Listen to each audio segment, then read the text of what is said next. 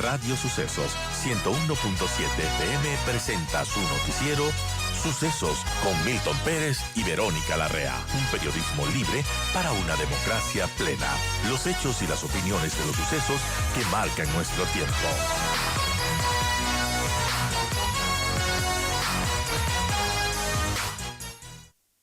Y bueno, ha habido lluvias y deslizamientos que continúan y que siguen generando problemas, sobre todo en las vías de la SUAY. Y este miércoles las lluvias, de hecho, anegaron tramos viales y eso ha complicado la circulación. También ahí está este alto riesgo por deslizamientos en el Azuay. Justamente tenemos aquí la visita de la prefecta de la SUAY, a doña Cecilia Méndez, a quien le doy la más cálida bienvenida. Gracias por estar en este espacio y bueno, comentándonos cómo está el Azuay, cómo está afrontando este fuerte temporal, el riesgo de altos deslizamientos, de fuertes deslizamientos y también toda la complejidad que esto implica porque las vías también se complican. ¿Cómo está Azuay? Perfecta, bienvenida. Bueno, mil gracias a usted, Verónica, por este espacio que le brinda la SUAY para poner en conocimiento de nuestro país las dificultades que tenemos en nuestra provincia respecto de la vialidad, como usted señala, pero también de los deslizamientos de grandes masas de tierra que se han puesto en marcha en el Azuay, al ser el Azuay una provincia que siempre ha enfrentado este tipo de problemas. No obstante, tuvimos dos procesos, uno que aconteció hace 30 años, la Josefina, que recordarán que fue un proceso sumamente grave para el país, pero ahora tenemos otro de condiciones similares a la misma Josefina, que está ubicado en el cantón Santa Isabel, que está al sureste suroccidente, mejor, de nuestra provincia, y eso pues nos ha puesto en alerta a todos los organismos que estamos pendientes de de este gigantesco movimiento de tierra que se está produciendo en este lugar. ¿Cuál es la dificultad de ahí o la preocupación mayor, aparte de los seres humanos que habitan este espacio? Mejor es un asentamiento pequeño en condición de habitabilidad. Se trata de entre 40 y 50 familias que son como 100, 120, 130 familias o personas que están habitando este espacio. El tema es mejor la profundidad del deslave, las poblaciones que están situadas hacia la parte más baja, diríamos. Está el río Jubones, que es el río importantísimo de la cuenca del Jubones precisamente, y está la presa San Francisco. Por eso es nuestra preocupación de los deslizamientos de esta parte del territorio de Santa Isabel. Es un territorio montañoso con ondas y profundos precipicios, que es lo que hace difícil que haya un proceso de contención y de mitigación desde la ingeniería civil.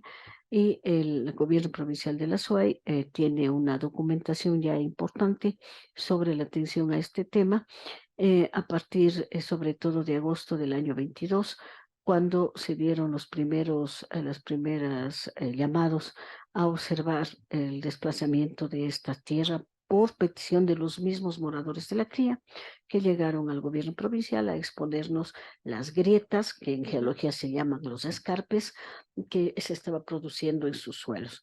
Ahora, aquí hay 4 o 3 elementos importantes que hay que señalar que son frutos de este proceso.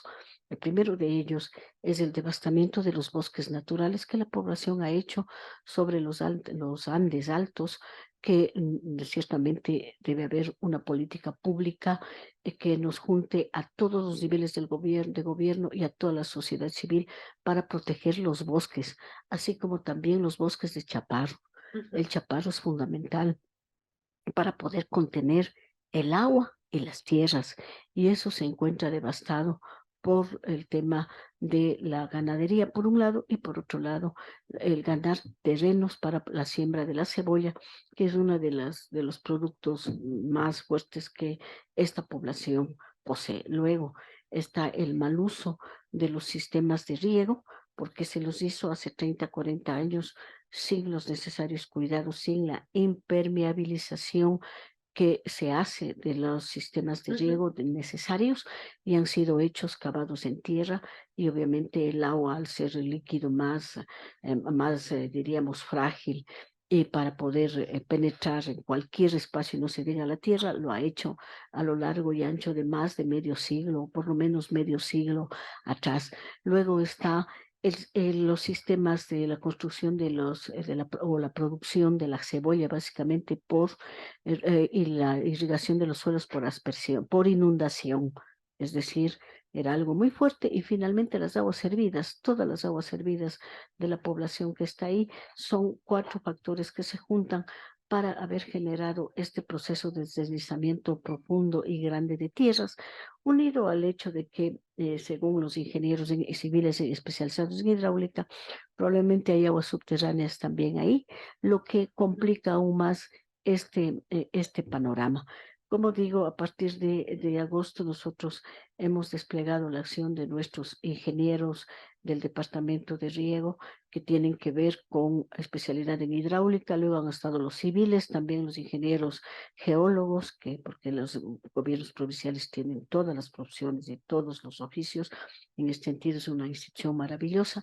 Nosotros hemos desplegado los estudios necesarios, hemos hecho los avances también necesarios tanto con el gobierno cuanto con la Universidad de Cuenca, que es la única instancia que tiene los instrumentos en geología necesarios para medir la profundidad del problema que tenemos, dónde está el nivel freático del agua, a qué movimientos, a qué profundidad está en primer lugar, cómo provoca, a qué velocidad se provoca el desplazamiento interno de las tierras. Ese oficio le hicimos a la Universidad de Cuenca, que preside la doctora María Augusta Hermida, en el mes de febrero. Hemos hecho un insisto en esta semana para que se nos dé una respuesta. Espero que la señora rectora, con la sensibilidad que le caracteriza, nos responda el oficio. De lo contrario, llame de ir a Cuenca para poder hablar con ella misma, porque necesitamos de estos instrumentos que el gobierno provincial no lo posee, porque hemos estado preocupados en rehabilitar el laboratorio de suelos para el tema vial, en equipar de la maquinaria pesada tanto para vialidad cuanto para riego, el establecer la unidad de estudios viales, la posibilidad de instaurar una unidad de estudios en riego por las dificultades de movimientos de tierra que tenemos, y pues implementar un laboratorio en geología demandaba mucho más dinero de lo que nosotros podíamos haber dispuesto en ese momento, pero es una tarea que entiendo el nuevo prefecto, ingeniero Lloret, lo hará con gusto, entiendo, porque se trata de recuperar primero lo público y luego se trata de fortalecer la institución, en este caso provincial, que sirve para la atención de los campesinos y campesinas, donde está lo público a través de sus comunidades, a través de sus alcaldías y de sus parroquias. Entonces, nosotros hemos hecho estos avances con el gobierno. Hemos celebrado o hemos tenido reuniones, varias reuniones, donde ha estado presente la gobernación, la central de riesgos, etcétera, el alcalde de Santa Isabel. Todos estamos en este momento tratando de darle una mitigación a este proceso.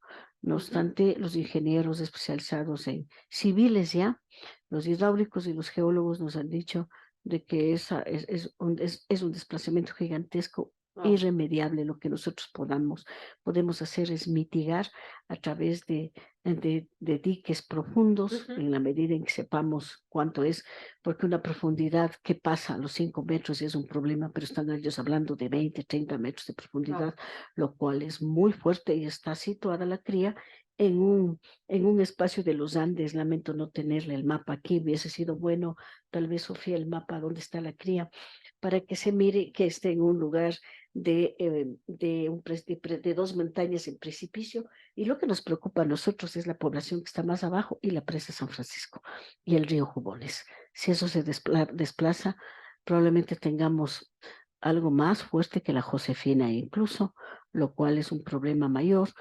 Como he dicho en otra radio de sus colegas, parecería una crónica de una tragedia anunciada, y el ASUAI ha planteado 2 temas, y no ahora, sino lo planteé al mismo prefecto electo de hoy, el ingeniero Lloret, cuando era asambleísta, cuando se planteó los recursos de la 047, que es unos recursos financieros que se otorga a las provincias que tienen centrales eléctricas, y el Ecuador sigue asentando su apuesta energética en Paute. luego vendrá ya porque Coca-Cola Sinclair no funciona, y la otra central eléctrica es la Santiago, precisamente construyéndose en Morona, Santiago, pero hasta que ella entre en funcionamiento, sigue nuestra central eléctrica Daniel Palacios, conocida como Paute más comúnmente, la que proporciona la energía necesaria para este país. Entonces, se planteó de que esos recursos puedan ser repartidos a las juntas parroquiales. Cuando escuché esto en el seno del Honorable Consejo Provincial, donde el prefecto actual electo lo Ujú. expuso, yo también le dije de manera pública que no me parecía, que me parecía que esos recursos deben ser concentrados en los gobiernos provinciales para la contención del movimiento de masas, porque las primeras preocupaciones, si no de la cría, pero sí de San Juan, que es donde hay un desplazamiento de tierras importantes también, y de Daniel Córdoba Toral, que están ubicados en Gualaceo y en Chos del Eje, en principal, obligaba a decir necesitamos recursos para contener montañas enteras. Y le había planteado de que mejor se dé en fideicomiso, por lo menos en el Azuay, esos recursos al gobierno provincial para atenderlos. No obstante, no se hizo así. En la segunda vez que escuché de que efectivamente se iban a dar a las juntas parroquiales fue el mismísimo presidente de la Asamblea, Virgilio Saquicela, perdón por es que le acabo de ver a Virgilio Hernández en una cuestión y se me quedó. Pero a Virgilio Saquicela decir que efectivamente él también era autor de la 047 para que esos recursos vayan a la Conaguapare. Vuelvo a repetir, este rato ya pasó el segundo debate, es una ley, está en manos del Ejecutivo, sigo diciendo que fue un error y por eso un planteamiento directo que le hago al Ujú. gobierno es el veto de la 047, por lo menos parcial. Y considero, como les dije a las juntas parroquiales y a la CONAGOPARE y de la SUAY del Nacional también, que no es que las juntas no se merezcan esos recursos, que inicialmente era entre 70 y 90.000, que es una suma importante, ahora sé que es entre 30 y 40.000, que también es importante para las juntas, pero por favor, con que nosotros y las juntas decían en el ASUAY, vamos a invertir en turismo, ¿cómo invertimos en turismo si las montañas y la tierra están en movimiento? Ese es un problema fuerte que tenemos. Entonces, no es que las juntas no se merezcan, las juntas se merecen eso y más, pero nosotros necesitamos recursos para esto. Entonces, la propuesta y la exigencia al gobierno es o veta la 047 totalmente o por lo menos parcialmente. Y lo segundo, que es lo que le escuché al asambleísta Sofía Sánchez plantear y decir que uno de los problemas por los que se le está sometiendo a juicio al señor presidente de la República, Lazo, era por la no ejecución presupuestaria de los ministerios.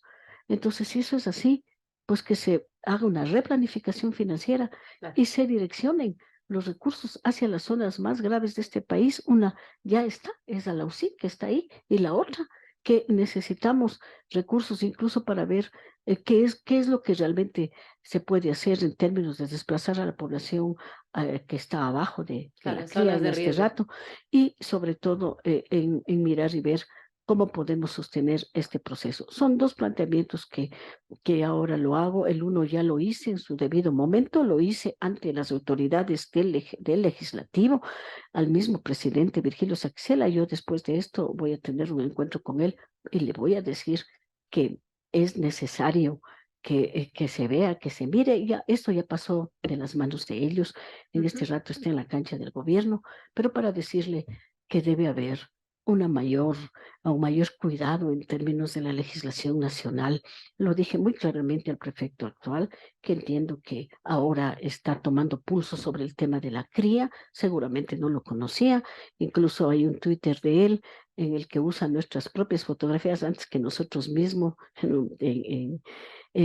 para señalar cuán grave es la cría para este momento. Pero bueno, importante Entonces, que se tome ese tema en sí, conciencia y que sí, se tomen las medidas preventivas. Perfecta. sí. Quisiera cambiarle de tema porque nos queda poco tiempo de esta entrevista y hay muchos temas por hablar. Y uno es, bueno, la transición, cómo se está dando. Entiendo que también se ha visto algunas cuentas de la prefectura y, por ejemplo, se conoce que ha habido problemas financieros de la prefectura de la SUAY entre el 2019 y el 2022. El presupuesto de la prefectura de la SUAY bajó de 75 millones de dólares a 39 millones de dólares. Y también se conoce que la ejecución ha sido baja. Esto lo publica el portal Primicias, Se menciona que en 2022 el presupuesto para la obra pública se fijó en 19 millones, pero solamente se ejecutaron 4 millones, según esta información disponible en el portal de transparencia de la entidad. ¿Por qué se ha dado esto? ¿Qué ha Ya, pasado con la prefectura? mire, primera cuestión a lo que usted señala para decirle que la prefectura de la SUAY nunca ha tenido el presupuesto de las prefecturas se compone de varias cosas. Uno es por equidad territorial, que es lo que el gobierno nos da por obligación. Y esa es su base, esa es su columna vertebral. Y ahí el Azuay nunca ha recibido más de 40 millones. Jamás. Sí han dicho que se tiene 79 millones. Es por la capacidad de gestión que se tiene, ya sea con el BEDE o con cooperación internacional. Cuando les dio 40 millones el Estado fue al prefecto Paul Carrasco. Y fue cuando estuvo en mejores condiciones de relacionamiento con el entonces presidente de la República, economista Rafael Correa.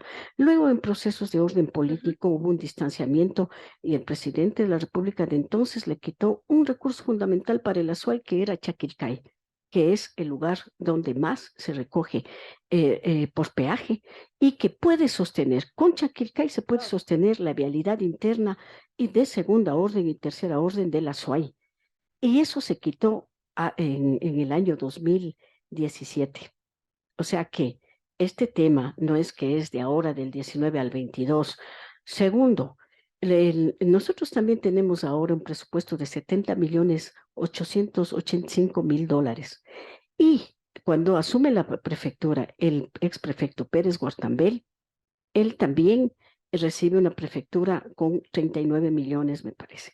Digo, me parece porque yo nunca participé en nada de su gestión, absolutamente en nada. Entonces no podría dar cuenta, decir, para dar en detalle qué es lo que se hizo.